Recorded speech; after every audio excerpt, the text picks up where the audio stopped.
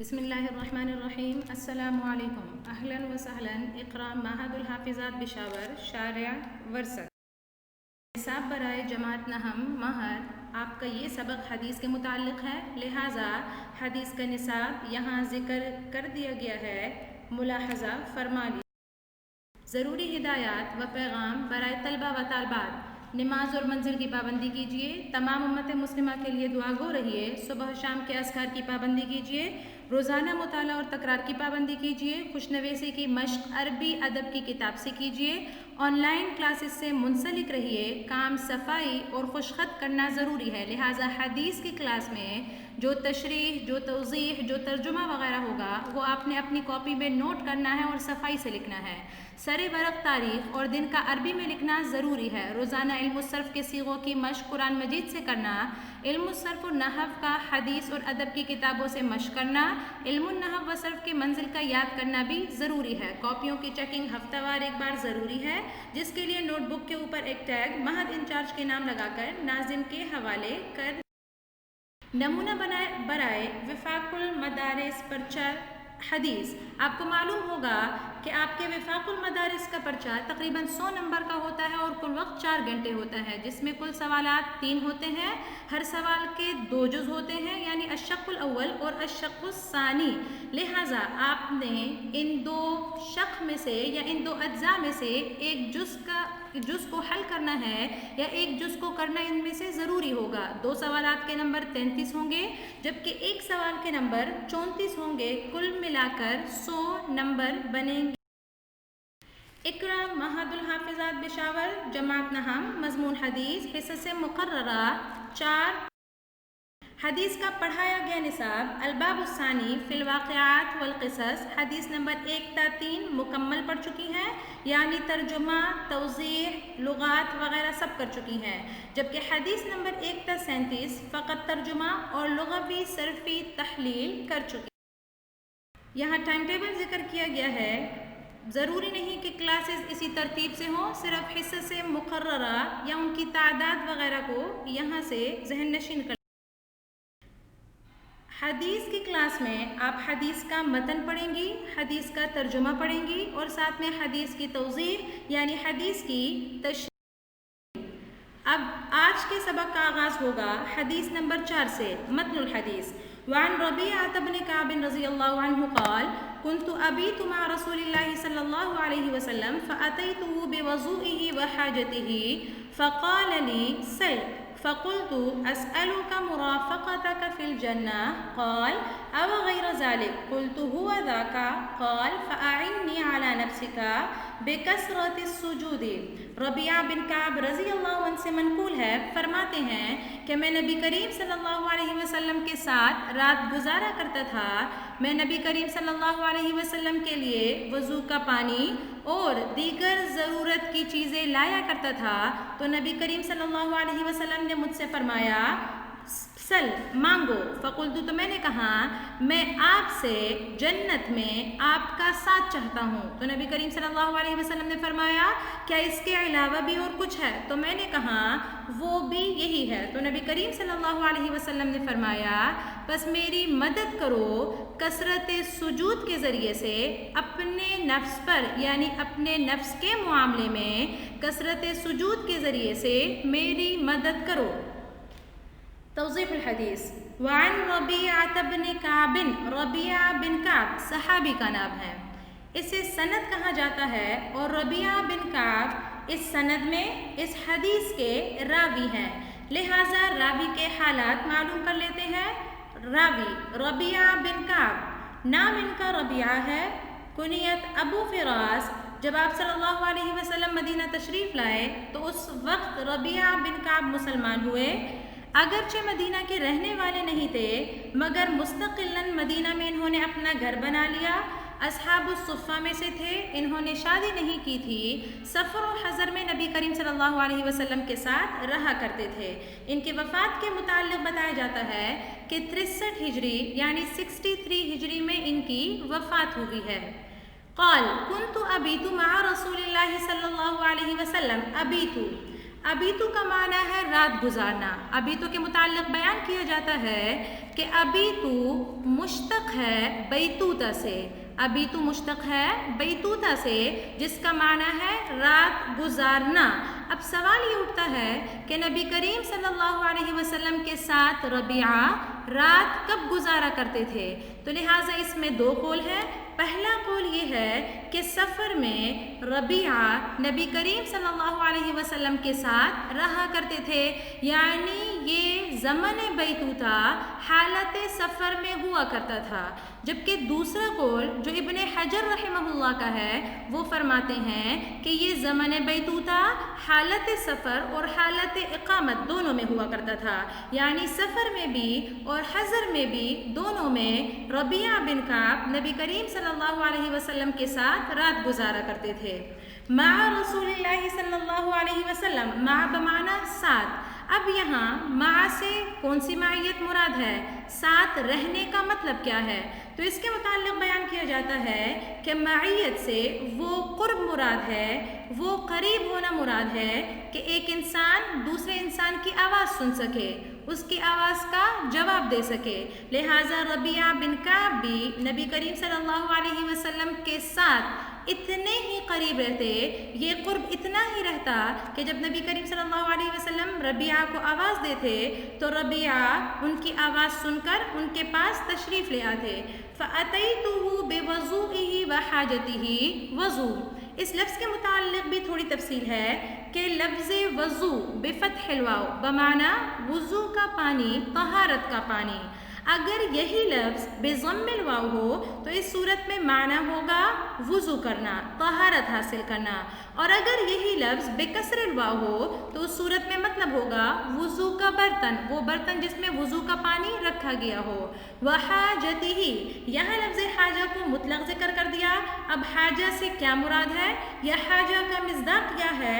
تو اس کے متعلق بیان کیا جاتا ہے کہ یہاں لفظ حاجہ میں یہ تمام باتیں آ جاتی ہیں، یعنی وضو کے لیے پانی وغیرہ لانا، پانی کا لوٹا وغیرہ لے کر آنا، نماز کے لیے مصلی کا انتظام کرنا یا مسواک وغیرہ کا انتظام کرنا، یا آپ صلی اللہ علیہ وسلم کے استنجا کے لیے ڈیلے وغیرہ پتھر وغیرہ لانا، یا اس کے علاوہ دیگر کوئی بھی خدمت کرنا، یہ تمام حاجت میں آ جاتا ہے، یہ تمام حاجت کا مصداق بن سکتا ہے.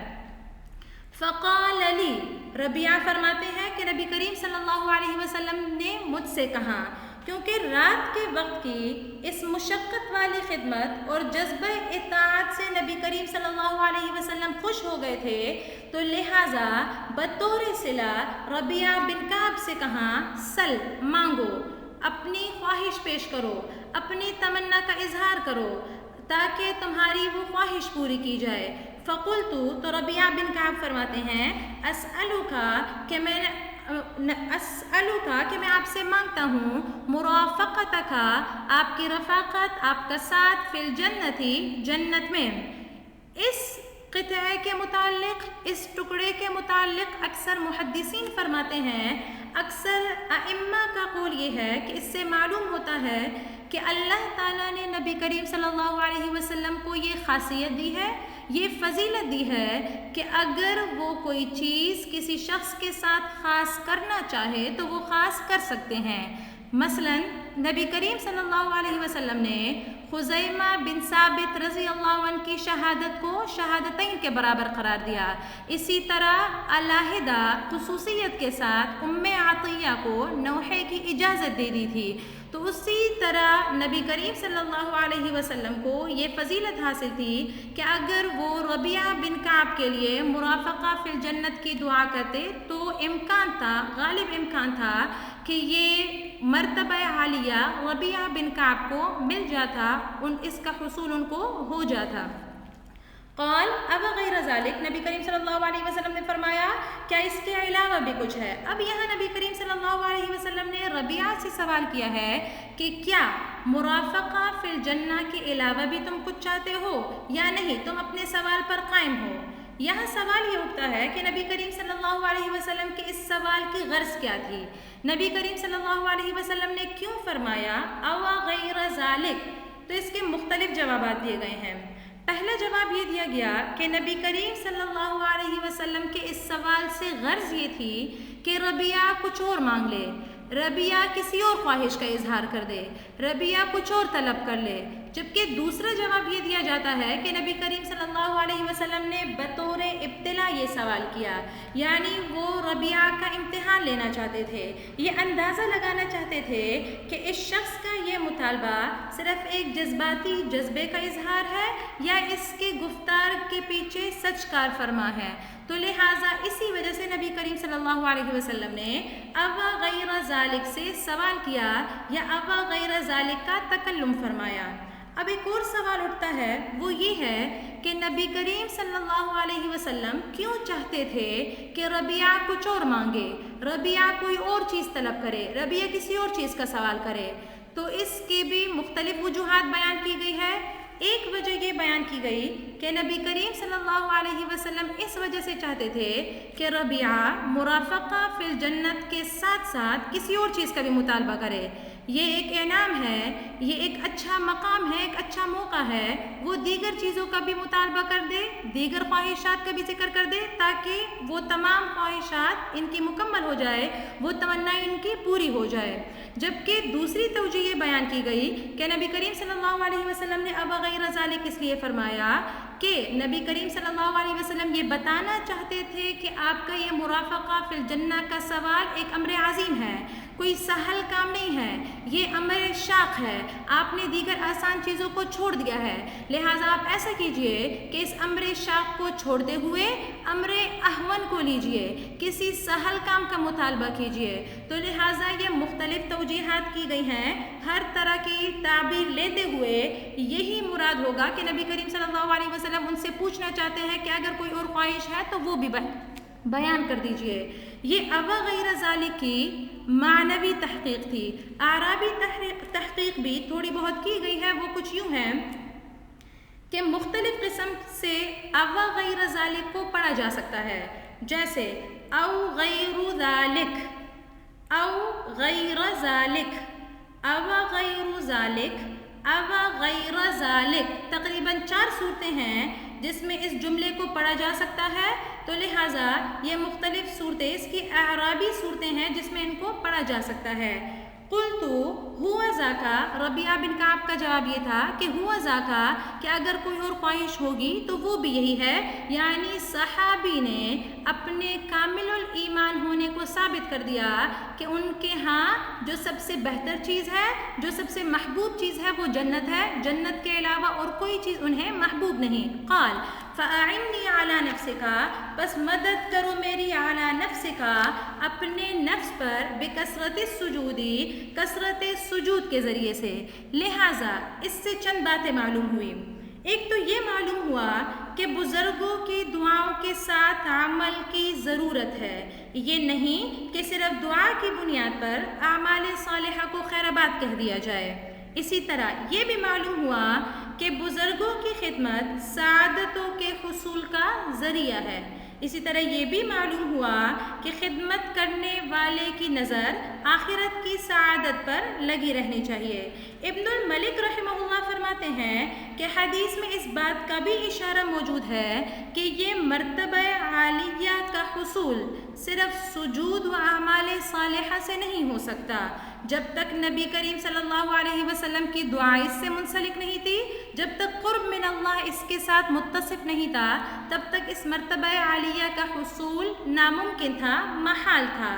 لفظ علی نفسک، اس سے کیا معلوم ہوتا ہے؟ تو اس کے متعلق آتا ہے کہ علی نفسک سے یہ نقطہ معلوم ہوتا ہے کہ ان مراتب عالیہ کا حصول سہل نہیں ہے، بلکہ نفس دنیہ اور رذیلہ کی مخالفت اور ان پر قابو پا لینے کے بعد ہی ان مراتب عالیہ کا حصول ممکن ہو سکتا ہے۔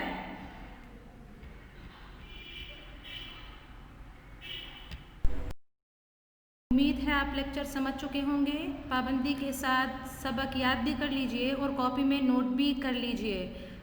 اگلے لیکچر کے لیے اگلی حدیث کا مطالعہ بھی کر لیجئے، یعنی ترجمہ ایک مرتبہ اپنے ساتھ پڑھ لیجئے۔ جزاکم اللہ خیرا کثیرا۔ السلام علیکم ورحمۃ اللہ وبرکاتہ۔